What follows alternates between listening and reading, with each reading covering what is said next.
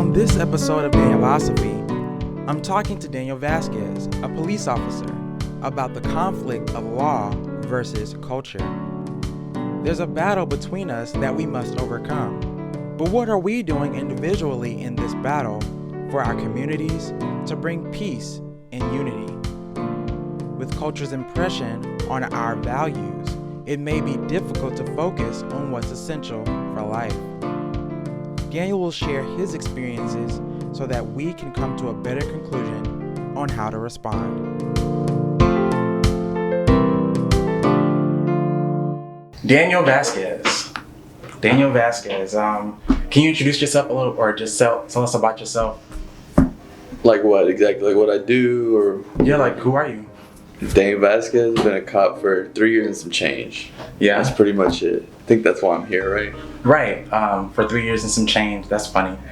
You're a funny guy. Like I haven't known you too long, but the longest that I've known you is kind of like, you're pretty chill. Not exactly too chill, but you're a normal person. You're still. That always bothers me. Not like bothers me, but they're always like, "Oh, you're a cop." I can't be like, "Yeah, it's all normal people." It's just when the uniform, which was designed to intimidate, that's the whole reason behind it. Oh, that's what they tell you in the academy. The uniform's designed to intimidate people. So I think like when people hear that I'm a cop, they're like, "Oh, I can't believe you're a cop because you're so normal." Like, yeah, we're all normal. It's just a job. We're all normal. It's just a job. So just tell me some things that are like really important to you in life. Just like, what are you about? Like, what do you like to do?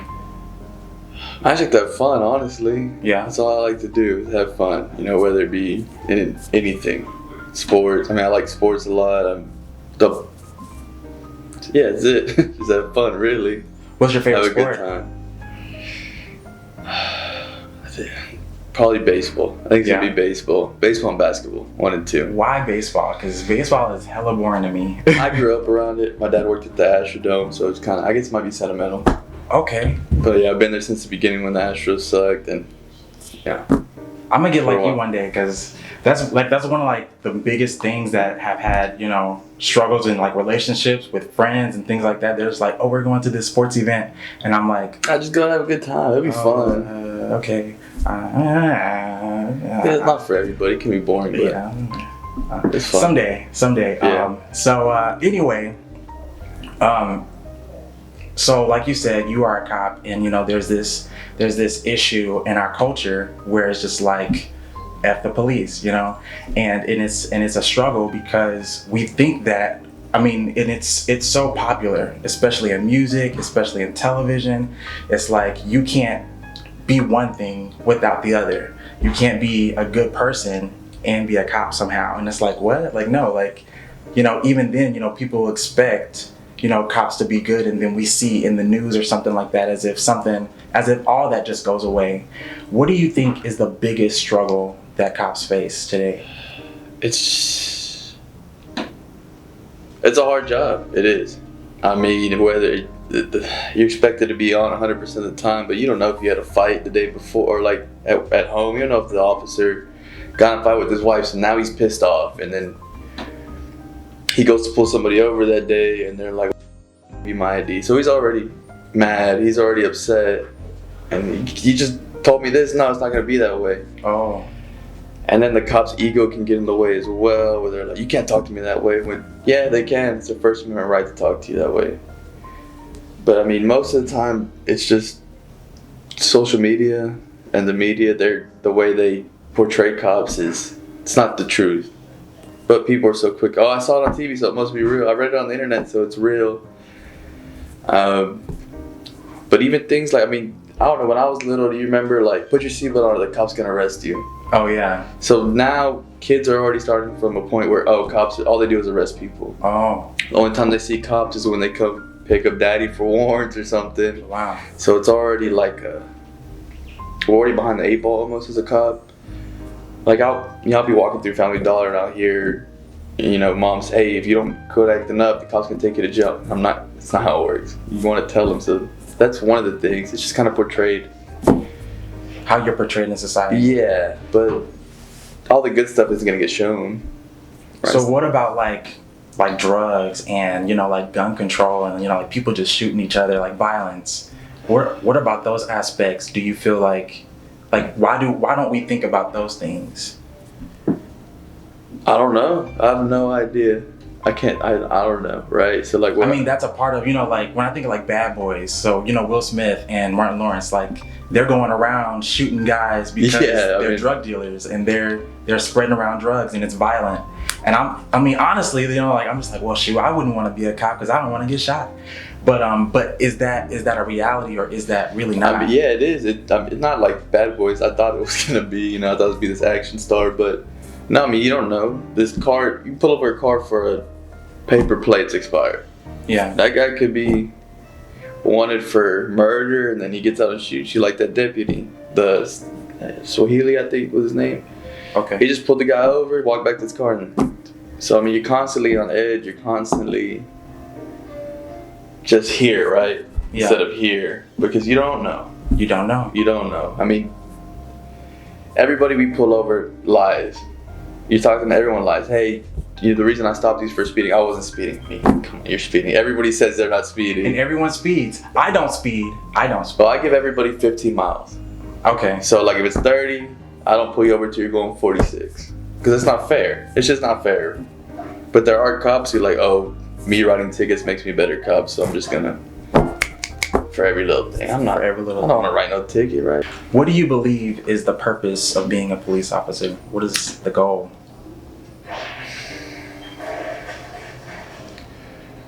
So the reason I got into this was to protect people who can't protect themselves.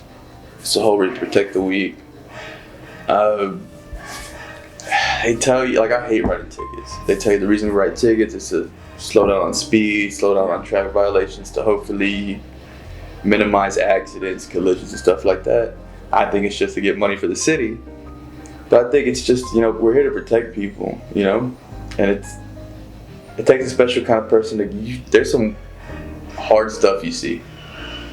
So, you know, I think it's just kind of protecting people, dealing with all the issues so everyone can just go about their normal lives. Like, there's a lot of, where I work, I grew up, I had nothing happens here. It's gonna be an easy job. Yeah. I started working there and I ran into a lot of stuff. I'm like, oh, shoot, this stuff happens here, but nobody knows. But it's for the benefit of the public to just, hey, you have nothing to worry about, we'll handle it. Okay. Just live your life. So I think that's it. What do you think is the hardest part of fulfilling that purpose of protecting those who are weak? Like, is it the administration maybe? Like, you know, you said about the tickets, like why does it seem like tickets is more important than, or is it more important than arrest and like actual meaningful arrest? Yeah. So I mean, the hardest part is, so this is an issue we run into a lot, right? Yeah. Everyone talks about police reform and all this stuff, but nobody knows who their DA is. Nobody knows who their prosecutor is. Let's just defund the police. I know who the police chief is, let's get rid of that. Well, it doesn't work that way. So the problem, well, first off, I can only speak for Harris County. Okay. In Texas. I'm a Texas police officer. I'm not a Minneapolis, Louisville. I can only speak for Harris County where I work. So the way it works is, say, okay, I get dispatched to a woman calls, hey, my husband's beating on me. So we go put the husband in handcuffs just to minimize the situation. Yeah. I'm just there to minimize. Do it. So after that, I call the district attorney's office. I speak to assistant district attorney. I say, hey, look, we showed up to a call. I saw the woman with blood in her, a cut above her eye bleeding. The husband says, I didn't hit her. The wife says he hit her. So from there, they decide if they want to press charges or not. Yeah. So they can say, well, the husband's saying that she hit him first and it's self-defense, so we're not going to press charges. And then now the wife's like, well, the cops didn't do nothing. So it's not me. I can't. The district attorney didn't take it. Yeah. Or we'll take the husband to jail and he'll go to jail for a day and his bond will be set to $50. And he gets out on $50. Yeah. And there's a protective order and he goes back and kills her. Yeah. So that, but wow. The way the family sees it is the cops didn't do anything. You didn't do anything because they see her face. They don't see the district attorney. They don't see the ADA. They don't see the judge that set the bond. That's the biggest problem we have with protecting people. We're the face you see, but it's not up to us. I mean, I put people in jail for DWIs. They get out the next day. 2 weeks later, Pasadena arrests them on another DWI. So I don't know what happened, but the camera like stopped and we continued talking about this issue with the attorney for like 5 minutes and none of it got on camera. Anyway, we talked about how the leniency of the district attorney or the leniency of the judge and whoever or cops and so on, they can't all be grouped together because it seems like in this system that people have the authority to determine what is not exactly good or right, but determine what is worth criminalizing and so on, and in what way it is criminalizing, depending on what city you're in, depending on where you are and how you're doing it and just what's going on. People just seem to have the authority to make judgments on people's lives. That's what it is. And what we realize is that there's a culture clash between what we think is supposed to happen versus the reality that's happening in these sectors, in this system specifically. So regardless of, what we think, no one is justifying what wrongs the court may do. No one is justifying the wrongs of cops. However, what we recognize is that in this system, in the culture of this system, people can do things, and it just seemed like we may know that it's wrong, but they have authority to make judgments on who and what is wrong and how it happened. And that's how that system works. However, we cannot stereotype all judges, nor can we stereotype all district attorneys or cops for whatever views they have, because they're all different. You have friends who are really, really good people. You have friends who you have friends of friends who are really good to your neighborhood and they are a part of your community. Therefore, it's not just oh, you're just like the rest of them. Like, no, it's I actually do care and I actually do try. And he's going to talk about that a little bit more, but we are doing our best, at least I am. We were talking about how we do our best not to just stereotype, because we recognize how stereotypes can ruin someone's view of one person because of the group, or even then, like stereotyping in general, how that just has a negative impact altogether.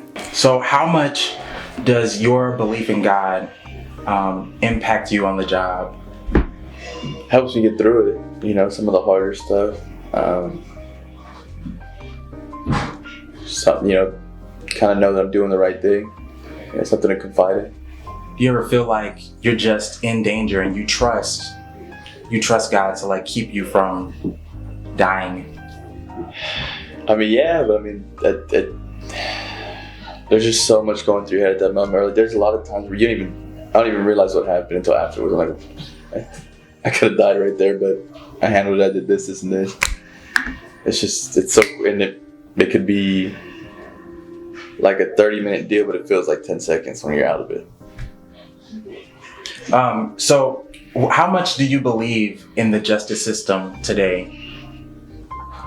I don't have a lot of faith in it, especially here in Harris County, just as far as them handing out proper punishments, but maybe that is me being a cop, so I'm kind of like, I want to see these guys get punished, and it's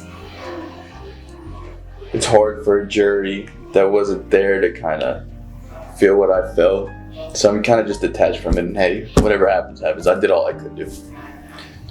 Is it possible that, people will get punished someday anyway? Like, do you feel like they're gonna get theirs? Honestly, I just forget about it. Honestly, I mean, hopefully you think, right? Bad people have bad things happen to them. Good people have good things happen to them. You hope, but it's easy to just, whatever. I did all I could. It's in God's hands now. Yeah, so actually I think that's a good point, like it's in God's hands now. And, I think one of the biggest struggles that we as a community have is that, like you said, we blame police because that's the face that we see. And it's like there's so many other aspects in our like everything. There's just a lot going on that's keeping us from truly seeing the bigger picture. Like there's all these little things, all these little aspects are really what's killing what's going on. And we try our best to, you know, fully grasp it, but I think that from your perspective, there are so many things we just don't understand. How do you think it's possible for us to understand? Like, what do you, is it the police that can do something? Like who? It's just you have to just look into it. I mean, you have to, it's not like, I feel like it's an election year. If we vote for the other guy, everything's solved. Well, no. First, start looking at where you live. You want things to change where you live? Stop worrying about what's happening here or wherever. You can't, like, the whole Minnesota thing, we can't change what happened in Minnesota. We can't vote for that. Yeah. Right? I mean, you can change the president, but we can't vote for their judges or anything. So why not fix it here where you live in your community and find out who your constables are, find out who your district attorneys are, find out who your prosecutors are, your judges are. Find all that out. And when you go to vote, don't just hit Republican, Democrat. Don't just hit one button. Yeah. Find out who. Maybe I like this Republican judge. Maybe I like this Democrat district attorney. You know, you don't have to just pick one or the other. That's another thing. It feels like it's so divisive. Oh, if you're right, you can't be left. Oh. Like, why can't I?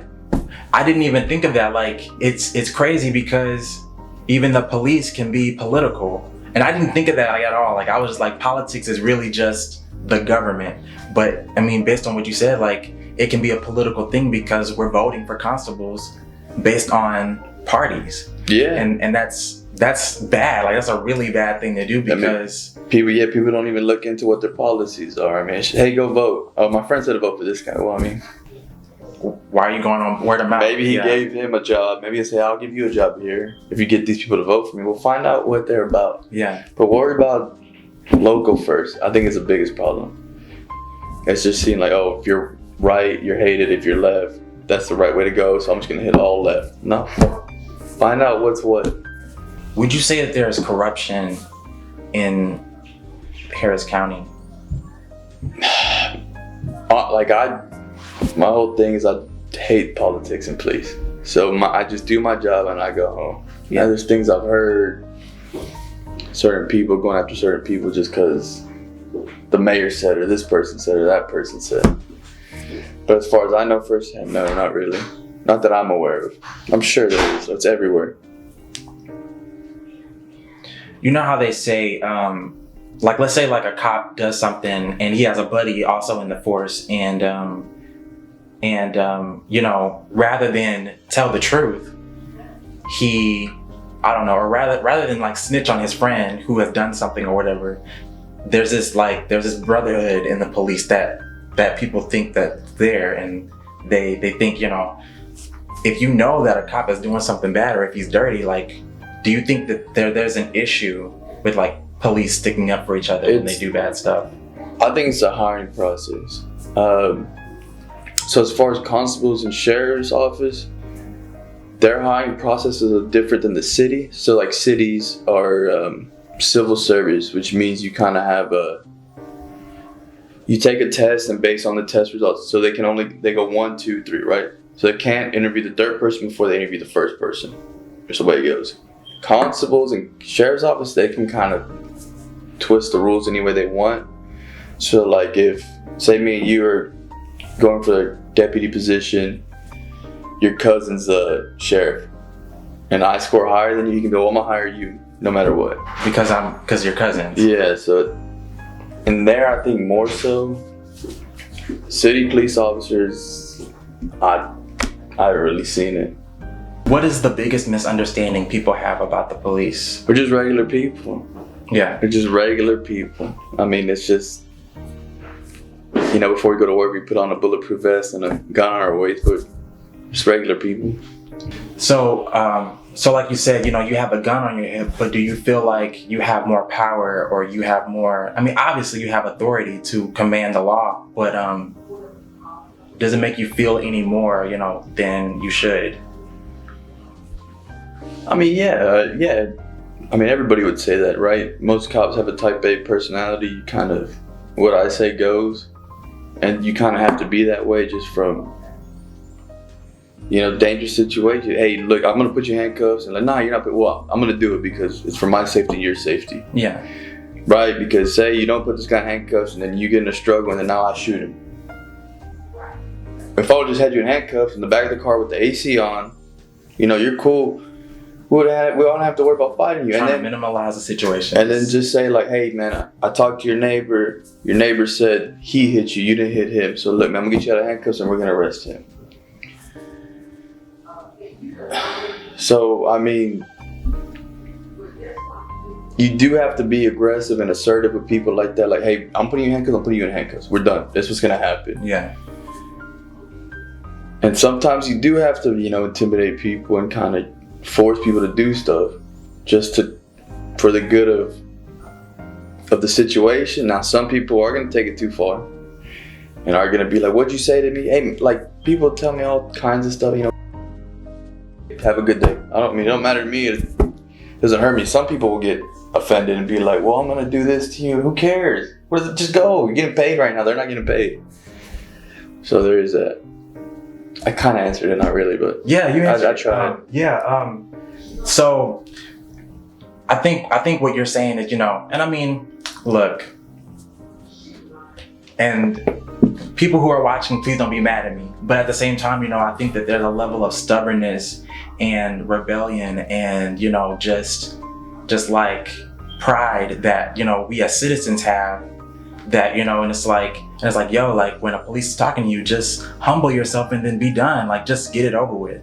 And I think I think we don't do that because of this stigma that the police, because of that aggression. I mean, how do you think that we can maybe we should talk to like kids in school, start at the school age and be like, hey, like when a police comes up to you, like just obey and then move on. There is that, but there's also another issue of too many cops not working where they live or not working where they grew up, I think. Right? So I have a buddy that, he works in the South Houston area, and that area is known for cartel drug activity. Okay.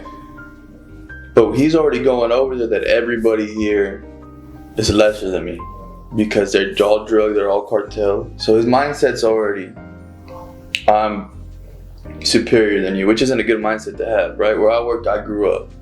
I know these people. It's easy for me to talk to these people. I know the culture. I think that's one of the, things that we can do to help. Hey man, you're from say I go work for HPD. Hey, you're from the east side? Okay, we're gonna put you on the east side. Because these people. Hey man, I know your mom. Yeah. So I'm less likely to jack up this kill. I'm gonna take you to your mom because I know your mom's gonna, whoop you and you're gonna learn. Do you think that police should have a sort of, training on cultural differences between people? I mean, you do in the academy, right? I know I've seen parts of Houston's academy. I didn't go to Houston's academy, but like they take them to the Vietnamese part of town. They take them to all these parts of towns, to see it, mantras with the gay community and whatnot. But I mean, that's it. And you're done with it. You're still not around it constantly. Maybe the training in law enforcement is terrible to begin with. I mean, once you got the academy, you do some training, it's a PowerPoint, and then it's supposed to be 8 hours and it's done in 5, and you go home. Wow. So, I mean, it's just that you need more training, but the problem is more training is more money. It's less officers on the street. There's already not enough to cover the street. It's just, it needs to be like, hey, maybe 8-hour days and an hour or 2 hours a day you train, and then you're on the street. The training, it's not great. So, I mean, in that case, I think one of the solutions would be simply like an hour a day, or not an hour a day, but an hour a week. Have this cultural, training, or this not sensitivity training, because that's crazy.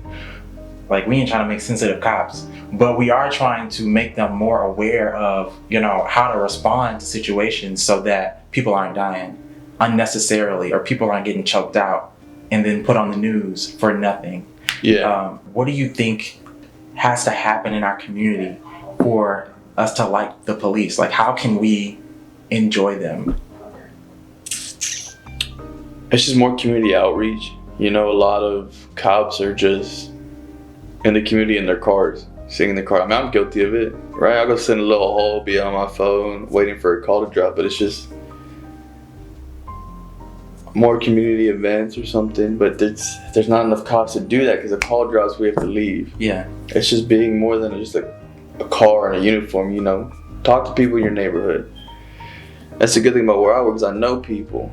So they're more likely to tell me, hey, look, all the other cops left, hey, look, what happened on the street? Hey, well, look, this person over here he's been selling, and they'll talk to me. But that's because I grew up there, I already know the culture. So, I mean, if other cops were to just stop by and say, hey, man, what's going on? You see you sitting outside, you know, how's your neighborhood? How are your neighbors? You got any problems going on? Instead of just sitting in your car driving by and do a low wave. It's just more community outreach. Do you think that, you know, for example, like, I don't know, like a teacher could come to like a police office and be like, hey, like, these are the type of kids that we have in our communities. I think that you should learn about this or that, you know, like, I mean, because it's step by step. So like, I'm not saying that I am an authority figure. Yeah. But it's like, you know, when a kid is a child, it's like the teacher is the person that you respect in your parents. And then as you grow up, when you get out of high school, it's like, well, who is the authority figure that I, you know, have to obey? I mean, that's a part of our system. That's the government. So do you think that, you know, like maybe like a teacher can come and say something to the police, or is no one gonna actually listen? You can. It's a lot of the old guys are stubborn. I mean, Yeah. you know, a very conservative way of thinking. I'm not gonna change my ways. I've been doing it right. Don't tell me what to do. You have a lot of that. So no one tells me what to do. Are you hopeful that things will change soon? I mean, they're not gonna be there forever. I definitely think it is. It's changing right now. I mean, not these smaller agencies because there's less resources. But I do see a lot of stuff HPD's doing. It seems like they're going in the right direction. I mean, but it doesn't take money or resources for someone to just have a different understanding, just to change their way of thinking. Can I do anything right now? Like the people who are watching, like what can they do right now? I mean, just don't be afraid to like talk to cops. I mean, it's hard, right? Because every cop in these videos looks the same, white and bald. All the cops that look like dicks are white and bald. So most people see me, they're like, "Oh, you don't look like a cop. Like, I'm not white or bald, right?" So I mean, it's just, you know, it's hard because some cops are really scared when they go to cars. They have their hand on their gun, and that's gonna put you in. Yeah, that make me stressed out too. Yeah. Yeah, you put your hand, you're gonna be like, man, what the hell? He's gonna shoot me. You just gotta get to know the cop. Get to know the cop who patrols your area. You know, don't be afraid to wave. You see him driving past your street, you just wave him down. Hey, man. I ain't waving to no cop. Leave me alone. I mean, I wouldn't either. But man, leave me alone too. Get out of here. Yeah, I mean, I don't have an answer for that. I think one of the most important things that you said earlier is as citizens, we need to be more aware of who we're voting for, because like, and I know that there's some website out there, and even my mom, like, she was like, hey, this is a list of people, blah, blah, blah.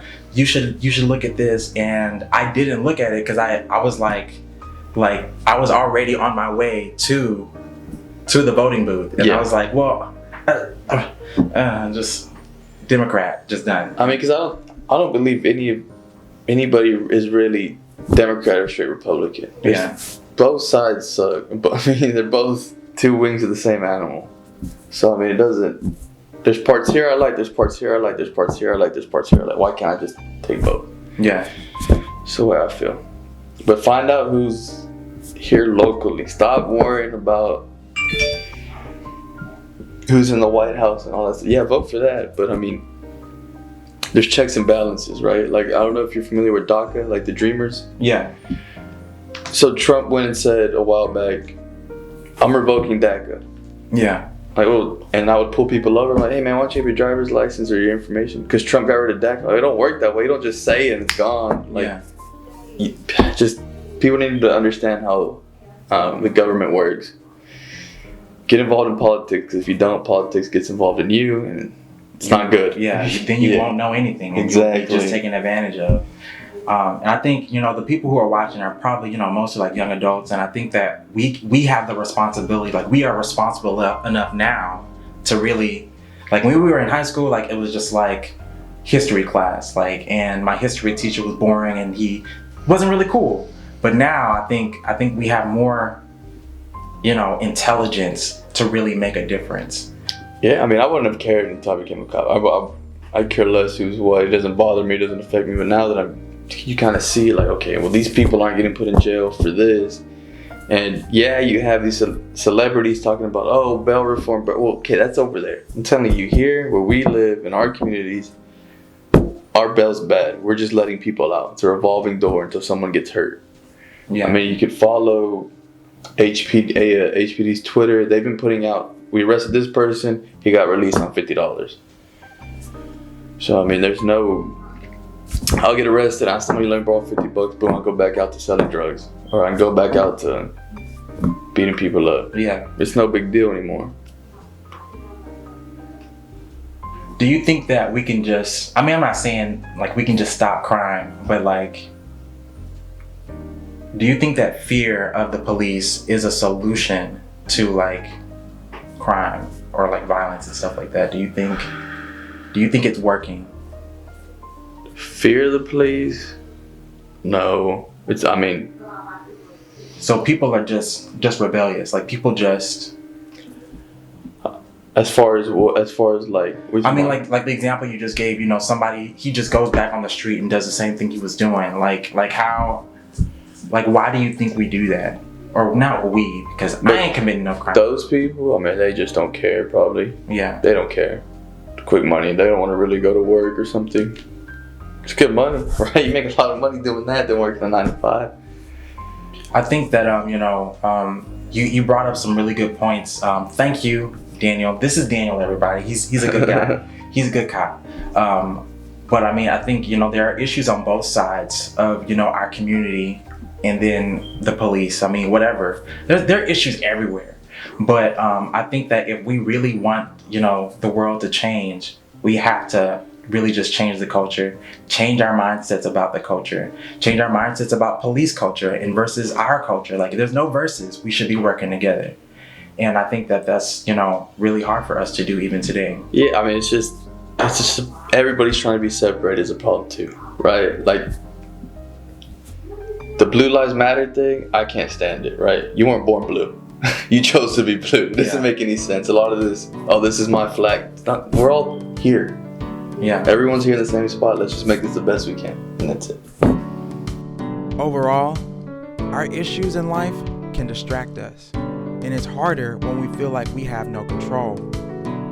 There is a clashing culture in that system that has its own values and practices that we cannot control as citizens outside of that system. With knowledge of the truth, power to vote, and comfort in God's sovereignty, we can have peace and respond righteously. We can overcome.